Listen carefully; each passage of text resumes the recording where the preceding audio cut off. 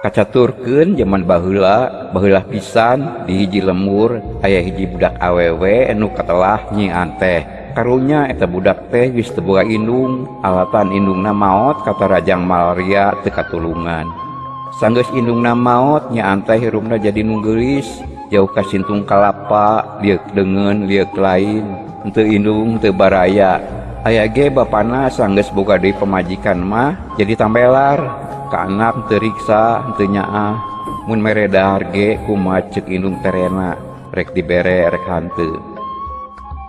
Indung tere anteh mineng ngageleneng bari jeung teu puguh alasanana.